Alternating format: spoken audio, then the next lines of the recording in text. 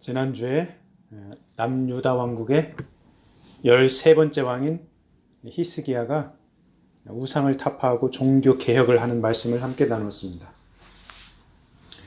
히스기야의 부왕 아하스는 아들을 인신제사로 바칠 정도로 악독한 우상 숭배자였습니다. 그에 반해서 히스기야는 하나님 보시기에 정직하게 행한 선한 왕이었습니다. 그리고 히스기야의 아들 므낫세 왕, 이 므낫세 왕은 남유다의 대표적인 악한 왕이었습니다. 악한 왕 아하스에게서 선한 왕 히스기야가 등장한 것도 불가사의고, 선한 왕 히스기야에게서 다시 악한 왕 므낫세가 등장한 것 역시 불가사의입니다. 하나님께서 주신 자유의지를 사람마다 다르게 자신의 가치에 따라 활용하고 있는 것으로 보입니다. 오늘은 히스기야 왕의 남유다와 아수르 제국 간의 전쟁에 관한 말씀을 나누겠습니다. 아수르 제국은 그 당시 애굽과 함께 강대국입니다. 강대국. 이 아수르가 북이스라엘을 기원전 722년에 정복했습니다.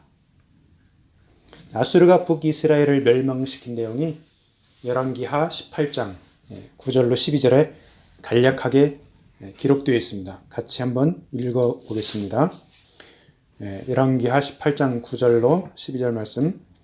히스기야 왕 제4년 곧 이스라엘 왕 엘라의 아들 호세아 제7년에 아수르의 왕 살마네셀이 사마리아로 올라와서 애웠었더라. 3년 후에 그 성읍이 함락되니 곧 히스기야 왕의 제6년이요 이스라엘 왕 호세아의 제9년에 사마리아가 함락되매, 이 사마리아가 북이스라엘의 수도입니다. 그러니까 북이스라엘이 멸망된 것입니다. 11절. 아수르 왕이 이스라엘을 사로잡아 아수르에 이르러 고산 강가에 있는 할라와 하볼과 메드 사람의 여러 성읍에 두었으니. 12절. 이는 그들이 하나님 여호와의 말씀을 듣지 아니하고 그의 언약과 여호와의 종 모세가 명령한 모든 것을 따르지 아니하였음이더라. 아수르에 멸망당한 북이스라엘의 많은 사람들이 아수르 제국의 이곳저곳으로 끌려가는 처량한 신세가 되었습니다. 전쟁에서 패배했으니까 죽은 사람들도 물론 엄청나게 많았을 것이고, 포로로 끌려가 이역에서 괴롭게 살아간 사람들도 아주 부지기수였습니다. 아수르에 끌려간 북이스라엘의 포로가 약 2만 7천 명 이상이었다고 합니다. 이렇게 많은 백성들이 아수르의 포로로 끌려가 고통을 당한 것입니다. 반면에 이방 민족을 북이스라엘 땅에 이주시켰습니다. 그래서 북이스라엘은 나라의 정체성을 상실하고 혼합적인 민족이 사는 그런 지역이 되어버렸습니다. 열왕기하 17장 24절에 보면은 그 내용이 나옵니다. 아수르 왕이 바벨론과 구다와 아와와 하맛과 스바라임에서 사람을 옮겨다가 이스라엘 자손을 대신하여 사마리아 여러 성읍에 두매 그들이 사마리아를 차지하고 그 여러 성읍에 거주하니라. 그러니까 사마리아에 살던 북이스라엘 사람들은 아수르 다른 지역으로 쫓겨나 버리고, 아수르 지역에 살던 그 이방 민족들이 사마리아 지역 북이스라엘 땅에 와서 살게 된 것입니다. 그래서 사람들이 완전히 섞여가지고 혼합적인 그런 상태가 되어버렸습니다. 그래서 신약시대 유대인들은 북이스라엘 지역 사마리아 사람들이 유대인의 정통성을 상실한 혼합 민족이라고 차별하고 무시하게 된 것입니다. 북이스라엘이 아수르에게 멸망당한 원인을 성경은 하나님께 대한 불순종으로 기록하고 있습니다. 아까 읽은 열왕기하 18장 12절에 말씀하고 있죠. 이는 그들이 하나님 여호와의 말씀을 듣지 아니하고 그의 언약과 여호와의 종 모세가 명령한 모든 것을 따르지 아니하였음이더라. 하나님의 말씀을 청종하지 아니하고 그 명령과 규례를 지키지 아니하면 임하게 되는 저주가 신명기서에 나와 있습니다. 그 저주가 정확하게 이스라엘 백성들에게 임한 것입니다. 신명기 28장 25절에 보면은 이스라엘 백성들에게 하나님께서 하신 말씀입니다. 여호와께서 네 적군 앞에서 너를 패하게 하시리니 네가 그들을 치러 한 길로 나가서 그들 앞에서 7길 도망할 것이며 네가 또 땅의 모든 나라 중에 흩어지고 불순종한 사람들에게 임하는 저주입니다. 하나님께서는 택한 백성들일지라도 이렇게 불순종하고 악을 행하면 그에 합당한 심판을 내리시는 분이십니다. 자, 그러한 하나님의 엄격한 기준을 사실상 인간들이 충족시키기가 불가능합니다. 그래서 하나님께서는 율법을 지키지 못하는 인간의 연약함을 하나님의 은혜로 구원의 길을 열어주십니다. 그 구원의 길이 바로 예수 그리스도입니다. 길이요 진리요 생명 되신 예수께로 나올 때 주님의 공로로 의롭다고 인정함을 받게 되는 것입니다.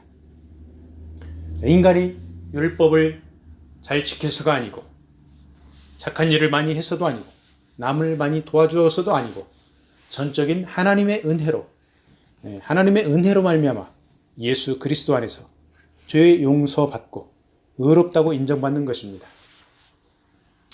자, 우리가 구약시대에 살았으면 어땠을까요? 아마도 수많은 이스라엘 백성들처럼 우상 숭배하고 악을 행하며 아수르 사람들을 통한 하나님의 심판을 받았을 것입니다. 그래서 우리는 하나님의 명령을 의무적으로 지키려고 하는 자세보다 하나님의 은혜에 감사해서 자발적으로 순종의 길을 가는 것이 바로 예수 그리스도 안에 사는 더 소중한 삶인 것입니다. 북이스라엘을 멸망시킨 아수르는 그 당시 강대국이었죠. 그런데 또 다른 강대국인 애굽과의 패권을 다투고 있었습니다.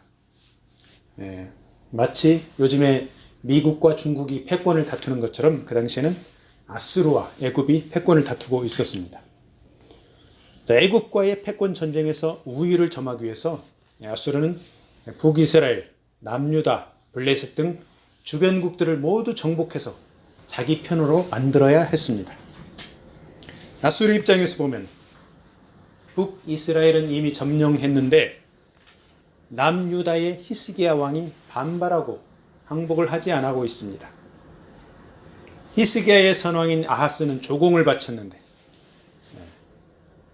이 히스기야는 조공을 바치는 것도 중단하고 오히려 블레셋에서 남쪽 가사 지역까지 히스기야가 세력을 넓혀가자 이제 아수르는 남유다를 정벌하러 출정을 하게 됩니다. 자, 아수르 왕 사네립, 히스기야 왕 제14년에 유다로 진격을 합니다. 유다의 모든 성읍을 점령을 했습니다. 그리고 마지막으로 예루살렘, 왕이 있는 예루살렘을 쫙 포위를 했습니다. 이제 남유다는 바람 앞에 등불, 풍전등화입니다. 히스기야 왕이 깜짝 놀랐습니다. 아수르 왕에게 내가 조공을 바칠 테니 군대를 철수해 주시오. 이렇게 요구를 합니다. 자, 그러자 아수르 왕 어떻게 나옵니까? 그래, 좋다. 은 300달란트와 금 30달란트를 바쳐라. 자, 1달란트가 약 34kg입니다. 그러니까 금 30달러면은 금 무게가 얼마나 됩니까? 약 1톤이 약간 넘습니다. 은은 300달란트니까 그거의 10배죠.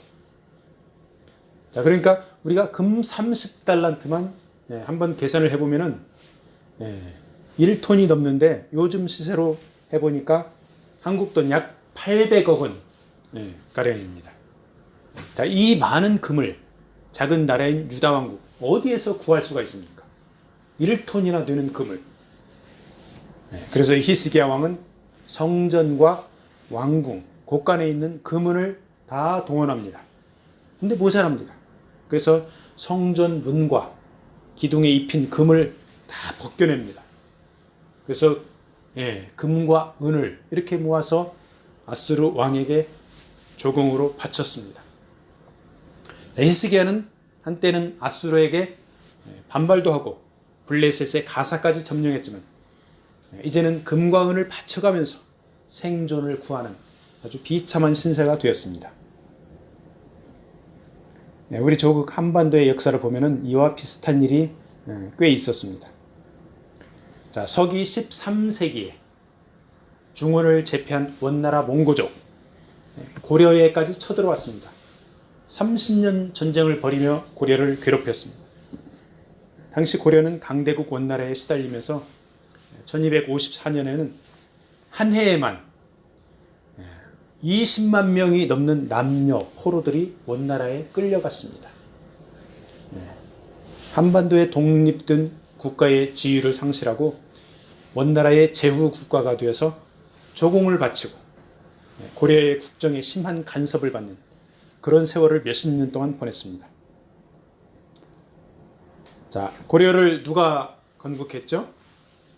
태조 왕건이 세웠습니다. 그래서 태조, 임금 뒤에다 조나 종을 붙이죠.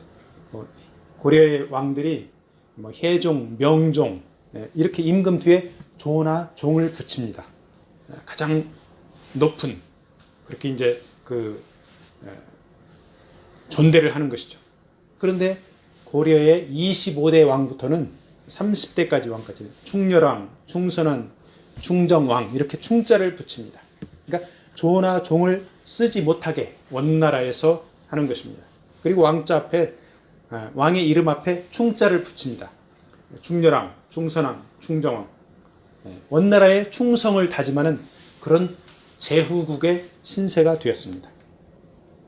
고려에서 금은, 직물, 인삼, 약재를 원나라에 수탈당했습니다. 그래서 일반 백성들은 극심한 고통을 겪었습니다.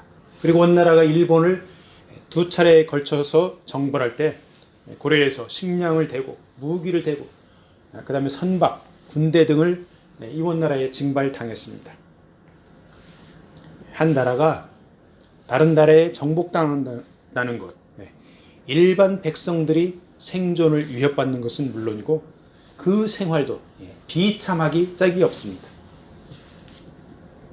현대 20세기 들어서 전 세계는 세계 1차 대전, 2차 대전을 겪었습니다. 이런 전쟁을 통해서 고귀한 생명들이 많이 희생을 당했습니다.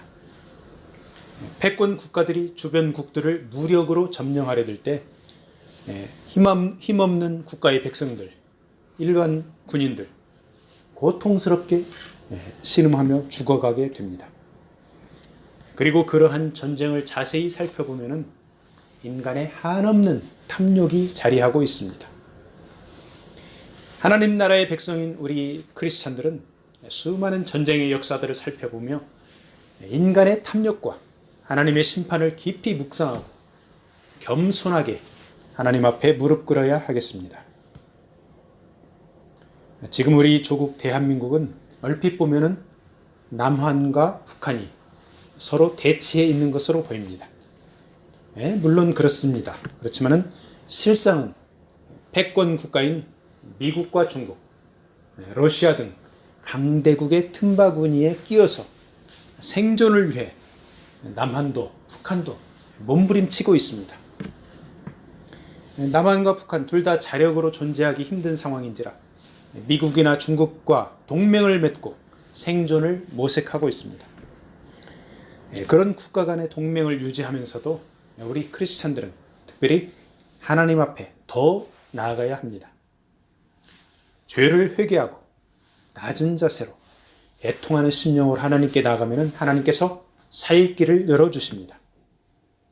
그렇지만 이제 어느 정도 부자 되었다고 거들먹거리고 죄를 짓고 하나님을 멀리하면 우리 조국의 장래는 암담할 수밖에 없습니다. 히스기야 왕이 훌륭한 왕이기는 하지만 위기 상황에 하나님께 나가는 것보다 금과 은을 아수르에 먼저 바쳐버립니다. 금과 은을 받은 아수라 왕 철수합니까? 철수하지 않습니다. 예루살렘을 완전히 포위해 버렸습니다. 금과 은만 받아 챙기고 약속을 지키지 않는 이 아수르 왕을 보며 역시 인간의 탐욕은 끝이 없다는 것을 알 수 있습니다. 아무리 위대하고 지혜로운 왕도 절박한 위기 상황에 닥치면 세상적인 방법을 먼저 취할 수가 있습니다. 그럼에도 히스기야 왕이 위대한 것은 아수르 왕에게 완전히 항복하지 않습니다. 이제 하나님께로 나옵니다. 그 내용이 바로 오늘 본문 열왕기하 19장 말씀입니다. 히스기야 왕은 옷을 찢고 굵은 배를 두르고 하나님의 전에 들어갑니다. 아수르 장군 랍사게가 살아계신 하나님을 모욕하는 그 언사, 그 내용이 열왕기하 18장에 쭉 나와 있습니다. 그 내용을 들은 히스기야는 너무 슬프고 원통해서 옷을 찢고 굵은 배를 두르고 겸비하게 하나님께로 나아간 것입니다. 그 당시 히스기야가 선택할 수 있는 길, 우리가 생각해 볼 수 있죠. 아수르 왕에게 항복하거나 다른 강대국인 애굽에게 도움을 요청하거나 포위된 예루살렘에서 하나님만을 의지하며 항전하는 이런 길들이 있습니다. 히스기야는 어떤 길을 택했습니까? 항복을 안 했습니다. 애굽의 도움을 요청하지 않았습니다. 이사야 선지자에게, 하나님의 종에게 사람을 보내 기도 요청을 합니다. 히스기야가 본문 19장 3절에서 이렇게 이사야 선지자에게 전언을 하지요. 오늘은 환난과 징벌과 모욕의 날이라. 아이를 낳을 때가 되었으나 해산할 힘이 없도다. 이렇게 이사야 선지자에게 전언합니다.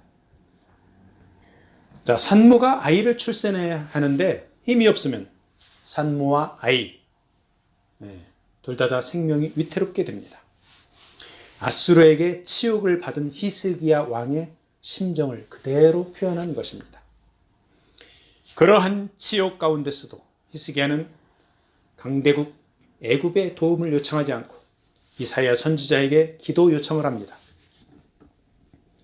모든 유다 성읍이 정복당하고 이제 마지막 남은 예루살렘에서 히스기야 왕은 속이 타들어갑니다. 아까 우리가 함께 읽은 19장 4절 말씀, 그 내용을 개역 성경으로 읽었는데 현대어 성경에서는 이렇게 번역을 하고 있습니다. 이 나라에서 이미 20여만 명이나 잡혀갔으니 지금 남아있는 사람들을 위하여 간구하여 주십시오. 이렇게 히스기야가 이사야 선지자에게 간청하는 내용이 나옵니다. 이미 20여만 명이나 잡혀갔다 이것입니다.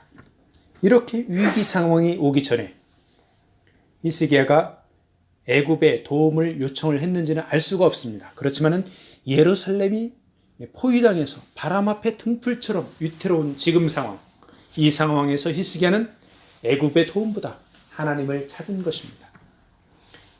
그리고 이것은 이사야 선지자가 강대국 애굽을 의지하지 말라고 경고한 내용을 따르는 것이기도 합니다. 그 내용이 이사야 31장에 나옵니다.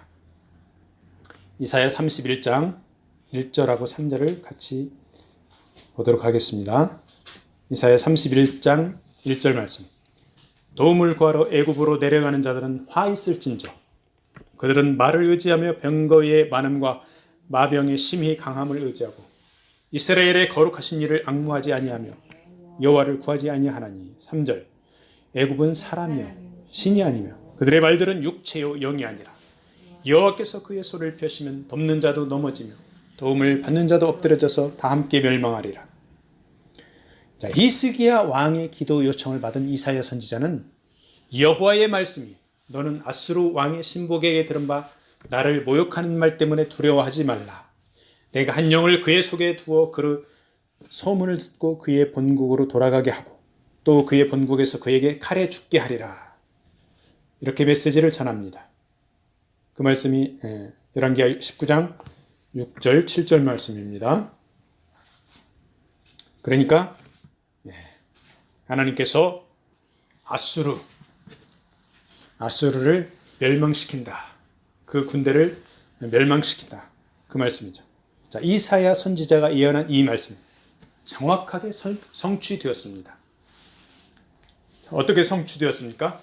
예루살렘을 포위했던 아수르 군대 18만 5천 명, 엄청난 대군입니다. 하나님의 천사에 의해서 하루아침에 전멸됩니다. 그리고 아수르 왕 사네립은 니느웨에 돌아가서 피살을 당하게 됩니다. 자, 그 내용이 열왕기하 19장 35절로 쭉 나와 있습니다. 35절 말씀. 열왕기하 19장 35절 말씀. 이 밤에 여호와의 사자가 나와서 아수르의 진영에서 군사 18만 5천 명을 친지라. 아침에 일찍 일어나 보니 다 송장이 되었더라. 36절.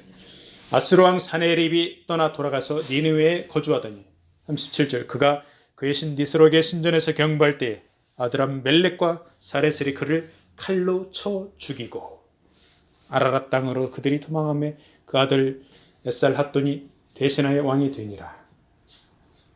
애굽을 의지하지 않고 하나님을 찾은 히스기야에게 하나님께서는 친히 아수르 군대를 격파해 주신 것입니다. 전쟁에 능하신 여호와 하나님께서 아수르의 대군을 하루아침에 물리쳐버린 것입니다. 그래서 역대하 20장 15절 말씀이 이렇게 말씀하고 있죠. 너희는 이 큰 불의로 말미암아 두려워하거나 놀라지 말라. 이 전쟁은 너희에게 속한 것이 아니오 하나님께 속한 것이니라. 작은 나라인 남유다와 강대국 아수르가 맞붙어서 강대국 군사 18만 5천 명이 전멸당했다는 것은 상식적으로 있을 수가 없는 일입니다. 그래서 이 전쟁은 유다가 싸운 것이 아니라 하나님께서 친히 싸워서 아수르의 교만함을 심판한 것입니다. 아수르는 하나님의 백성 북이스라엘을 채찍질하는 막대기로 쓰임을 받았습니다. 그런데 자기들의 분수를 모르고 남유다까지 정복하려고 시도하면서 하나님을 조롱한 교만함에 대해서 철저하게 심판을 받은 것입니다. 그리고 그 원리는 오늘날에도 동일합니다. 하나님 앞에 겸비하게 엎드리는 나라와 백성들을 하나님은 귀하게 여기십니다. 반면에 교만하게 악을 행하며 약한 나라를 괴롭히는 강대국을 하나님은 심판하실 것입니다. 참으로 안타까운 것은 북한의 지도자들이 하나님을 조롱하고 성도들을 박해하는 것을 보면서 하나님의 심판을 재촉한다는 것입니다. 가난하고 불쌍한 북한의 일반 백성들만 참 너무 안타깝죠. 남한은 어떻습니까? 남한에 있는 우리 민족들을 보면 어느 정도 경제적인 번영을 이루었다고 사람들은 교회를 떠나고 자기 소견에 맞는 대로 행하며 죄를 짓는 모습들을 보며 참 애통하는 심정을 금할 길이 없습니다. 그래서 오늘날 우리가 두려워할 것은 핵무기 같은 첨단 살상용 무기라기보다는 하나님을 조롱하고 악행을 일삼는 행위들, 이런 것들이 우리가 더 두려워해야 합니다. 우리 크리스찬들 먼저 회개해야 합니다. 하나님 앞에 겸비하게 돌아와야 합니다. 우리 주님께서는 죽기까지 철저하게 낮아지셨습니다. 크리스찬들이 낮아지고 애통해야 하며 주님을 닮아가면 희망이 있습니다. 거대한 악의 세력들과 싸울 힘이 없을 때 하나님께서 친히 전쟁을 치러주시고 우리에게 승리를 주실 것을 믿으시기 바랍니다. 말씀을 마무리하겠습니다. 남유다의 위대한 히스기야 왕도 위기 상황에서 실수를 합니다.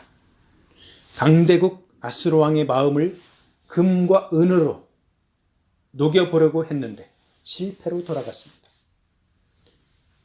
어쩌면 인간은 강자일수록 탐욕이 더 커 보입니다. 아수르 왕은 금과 은만 받아챙기고 군대를 철수시키지 않았습니다. 히스기야는 아수르 군대 장관 랍사게가 하나님을 비방하는 말을 듣고 정신이 번쩍 들어 이사야 선지자에게 기도 요청을 합니다. 하나님의 신실한 종 한 명은 트럭 한 대만큼의 금과 은보다도 더 존귀합니다. 히스기야 왕이 이사야 선지자에게 애통하며 기도 요청했을 때 잠깐 궤도를 이탈했었다가 정상 궤도로 돌아온 것입니다. 세상의 많은 사람들이 강대국의 무기와 금과 은 그리고 인간관계를 의지합니다. 그렇지만 신실한 하나님의 사람들은 이사야 선지자와 같은 하나님께 전적으로 붙들린 주의 종들을 더 소중하게 여깁니다.